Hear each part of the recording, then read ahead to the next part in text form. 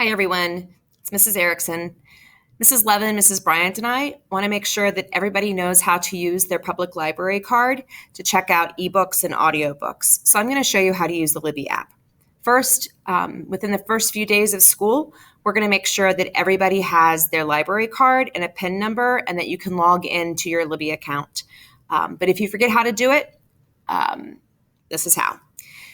We're going to go to libbyapp.com. You can also download a Libby app to a smartphone.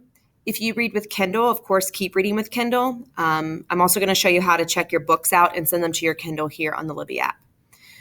So you're going to get a page when you go to libbyapp.com that looks very similar to this, and we're going to search for Blanchester's Library. So there it is. It's going to say Ohio Digital Library at the top, but notice it's Blanchester Public Library. So we'll select that. And if it doesn't prompt you to put your library card information in, you're going to go over to this little circle. I'll wait for the bell. And it may say add library card or see library cards. I'm going to add a card. I'm going to choose Blanchester Public Library. And then I'm going to enter my card number. And it's probably also going to ask me for a PIN number. If you don't have your PIN number or you've forgotten it, then you'll need to call the Blanchester Public Library and they'll help you set that up over the phone. Or you can email and they will help you. So once that's there, you can check out your books through the Blanchester Library at the Ohio Digital Library. I'm going to go back to Hamilton County because that's the card that I have entered right now. It's going to look exactly the same and it's going to work the same. So if I scroll down here, I could click on a book that looks interesting. I've heard a lot about Poet X, so let's see if it's available. So I'm going to click borrow. This is an audiobook. Let's see if it's, oh look, I can open it. So it was available. That's pretty cool. I think I am going to listen to this right now. So that's all I have to do. And I can click open audiobook and I'm going to be able to listen right here. I can go back to continue browsing. I'm going to show you other ways to use this page. So that's one way.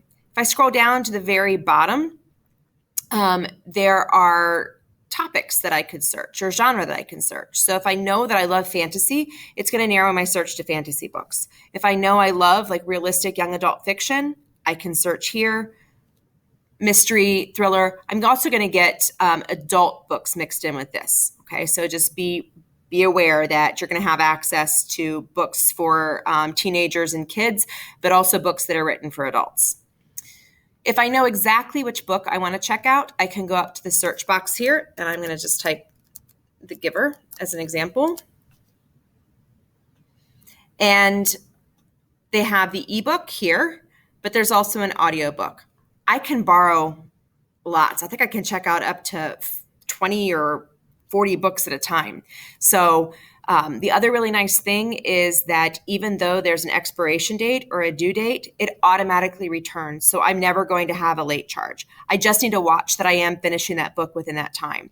If a book has a hold on it, I don't think that you can renew it or extend it past that time it gives you. So you also want to look at that. But I'm going to show you what a book looks like in the Libby app online. So I click borrow,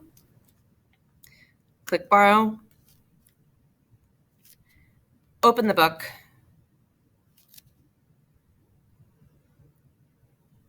and to turn the page, that's going to go away here in a second. I'm just going to click on the right side and it's going to turn the pages for me.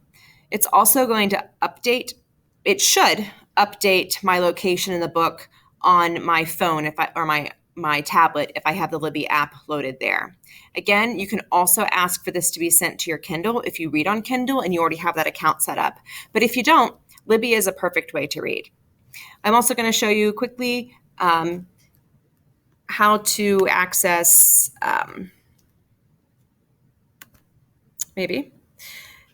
how to get back to, oops, scroll down here on the bottom maybe. Yep, there we go.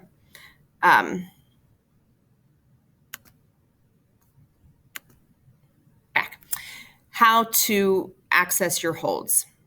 Or if you have a book that's not available, you can place a book on hold. So right now I have the audio of Alexander Hamilton on hold, And right now, I'm going to have to wait a long time for that, right? I'm not going to get it until February 7th. Oh, I think I set that later. Let's try this one. This one's not available for about 4 weeks. I can go here to the calendar. Sorry, I can go to manage hold, and I can change the date, I think. Somehow. I don't want to suspend it. I think you can ask for it to be delivered later. It's not letting me do that. But anyway, you can adjust. If one comes up for you to open, you can adjust your hold time. Like you can say, I don't want it for like 2 or 3 months. So that's just a little extra there if you end up having some books in line. So let us know if we can help you find a book or check out a book from the public library. Happy reading.